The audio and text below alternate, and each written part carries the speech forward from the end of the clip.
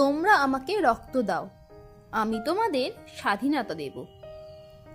এই একটি মাত্র বাক্যই যথেষ্ট একজন মানুষের পরিচয় দেওয়ার জন্য। তিনি শুধু একজন নেতা ছিলেন না, তিনি ছিলেন এক বিপ্লবের আগুন। তিনি ছিলেন এক সাহসী স্বপ্নদ্রষ্টা। তিনি ছিলেন ভারতের স্বাধীনতার এক অদম্য যোদ্ধা।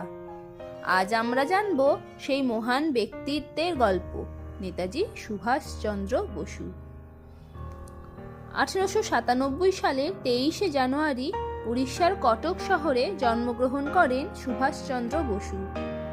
তার বাবা জানকীনাথ বসু ছিলেন একজন প্রখ্যাত আইনজীবী, আর মা প্রভাবতী দেবী ছিলেন একজন ধর্মপ্রাণ ও স্নেহময়ী গৃহিণী।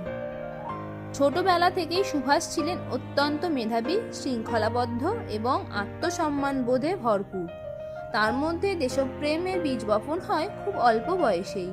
সুভাষচন্দ্রের শিক্ষা জীবন শুরু হয় কটকের একটি ইউরোপীয় স্কুল থেকে, প্রোটেস্ট্যান্ট ইউরোপীয় স্কুল।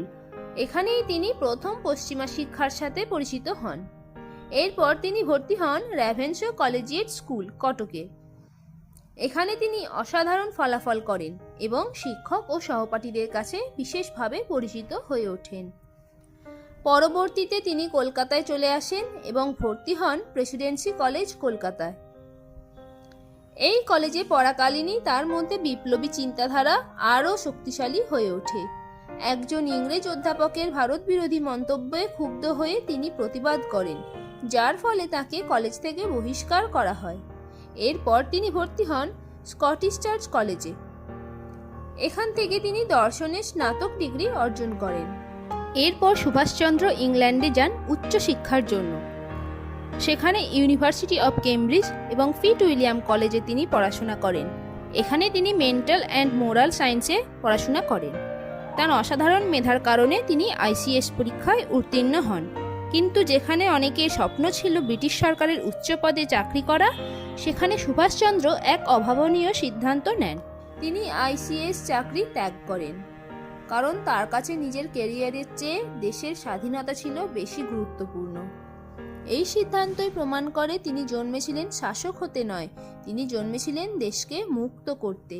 সুভাষচন্দ্র বিশ্বাস করতেন শুধুমাত্র অহিংস আন্দোলন দিয়ে স্বাধীনতা অর্জন সম্ভব নয়। এই বিষয়ে তার মতবিরোধ ছিল মহাত্মা গান্ধীর সঙ্গে। যেখানে গান্ধীজি অহিংসার পথ দেখিয়েছিলেন, সেখানে সুভাষচন্দ্র বিশ্বাস করতেন সশস্ত্র সংগ্রামে।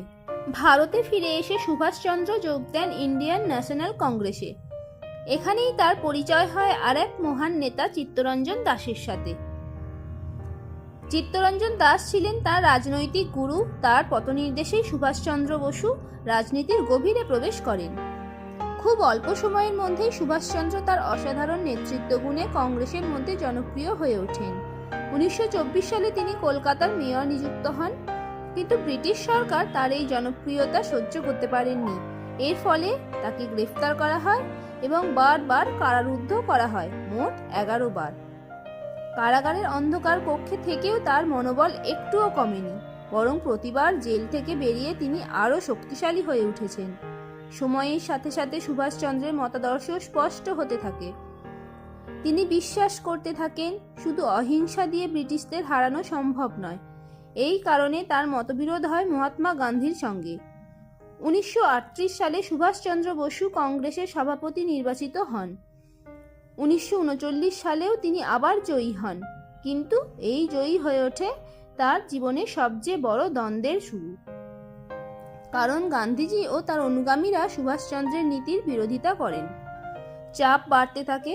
অবশেষে সুভাষচন্দ্র বসু কংগ্রেসের সভাপতির পদ থেকে পদত্যাগ করেন এবং এখান থেকেই শুরু হয় এক নতুন অধ্যায়। 1939 সালে তিনি প্রতিষ্ঠা করেন ফরওয়ার্ড ব্লক। এই দলের মূল লক্ষ্য ছিল ব্রিটিশদের বিরুদ্ধে সরাসরি সংগ্রাম, পূর্ণ স্বাধীনতা অর্জন, যুব সমাজকে সংগঠিত করা। সুভাষচন্দ্র এখন আর শুধু একজন নেতা নন, তিনি হয়ে উঠেছেন ব্রিটিশদের কাছে সবচেয়ে বড় হুমকি। তাকে আবার গ্রেফতার করা হয়, গৃহবন্দী করে রাখা হয়। কিন্তু 1941 সাল এক রাতের অন্ধকারে নিজের বাড়ি থেকে পালিয়ে যান সুভাষচন্দ্র বসু। ছদ্মবেশে গোপনে নজরদারি ভেঙে তিনি ভারত ত্যাগ করেন। এটাই ছিল ভারতের স্বাধীনতার জন্য তার সবচেয়ে ঝুঁকিপূর্ণ সিদ্ধান্তগুলির একটি। ভারত ছেড়ে তিনি প্রথমে যান আফগানিস্তান, তারপর সোভিয়েত ইউনিয়ন এবং শেষ পর্যন্ত পৌঁছান জার্মানিতে। ভারত থেকে পালিয়ে সুভাষচন্দ্র পৌঁছান জার্মানিতে। সেখানে তিনি যোগাযোগ করেন অ্যাডলফ হিটলারের সঙ্গে। তার উদ্দেশ্য ছিল ব্রিটিশদের বিরুদ্ধে যুদ্ধ করার জন্য সাহায্য নেওয়া। জার্মানিতে তিনি ফ্রি ইন্ডিয়া সেন্টার প্রতিষ্ঠা করেন এবং ভারতীয় যুদ্ধবন্দীদের নিয়ে একটি বাহিনী গঠনের চেষ্টা করেন। পরবর্তীতে তিনি বুঝতে পারেন ভারতের কাছাকাছি থেকে যুদ্ধ চালানো বেশি কার্যকর হবে, তাই তিনি জার্মানি থেকে সাবমেরিনে করে জাপানের দিকে রওনা দেন। এটি ছিল ইতিহাসের সবচেয়ে বিপজ্জনক ভ্রমণগুলোর একটি। জাপানে পৌঁছে তিনি নতুন শক্তি পান। তিনি পুনর্গঠন করেন আজাদ হিন্দ ফৌজ INA। এই বাহিনীতে যোগ দেন ভারতীয় যুদ্ধবন্দী, দক্ষিণ পূর্ব এশিয়ার ভারতীয় শ্রমিক এবং অসংখ্য দেশপ্রেমিক যুবক। এই সময় থেকেই সুভাষচন্দ্র বসু পরিচিত হন নেতাজি নামে, আজাদ হিন্দ ফৌজের সর্বাধিনায়ক হিসাবে। তার নেতৃত্বে সৈনিকদের মধ্যে এক অদম্য সাহস তৈরি হয়। এই সময়েই তিনি দেন সেই ঐতিহাসিক আহ্বান, তোমরা আমাকে রক্ত দাও, আমি তোমাদের স্বাধীনতা দেব। এই এক বাক্যে হাজার হাজার যুবককে যুদ্ধে ঝাঁপিয়ে পড়তে অনুপ্রাণিত করেন। 1943 সালে তিনি প্রতিষ্ঠা করেন আজাদ হিন্দ সরকার। এই সরকারকে স্বীকৃতি দেয় জাপান, জার্মানি, ইতালি সহ বেশ কয়েকটি দেশ। এটি ছিল ভারতের স্বাধীনতার এক প্রতীকী সরকার। নেতাজির নেতৃত্বে আজাদ হিন্দ ফৌজ ব্রিটিশদের বিরুদ্ধে সরাসরি যুদ্ধ শুরু করে। প্রধান যুদ্ধক্ষেত্র ছিল ইম্ফল, কোহিমা এবং ব্রহ্মদেশ, বর্তমানে যা মায়ানমার নামে পরিচিত। প্রথম দিকে আজাদ হিন্দ ফৌজ বেশ সফল হয়েছিল, কিন্তু পরে পরিস্থিতি বদলে যায়। জাপানের পরাজয়, সরবরাহের অভাব এবং কঠিন যুদ্ধ পরিস্থিতি সব মিলিয়ে INA দুর্বল হয়ে পড়ে। নেতাজির স্বপ্ন ছিল সশস্ত্র বিপ্লবের মাধ্যমে ভারতের স্বাধীনতা, কিন্তু যুদ্ধের মোড় ঘুরে যাওয়ায় তার সেই স্বপ্ন পূর্ণরূপে বাস্তবায়িত হয়নি।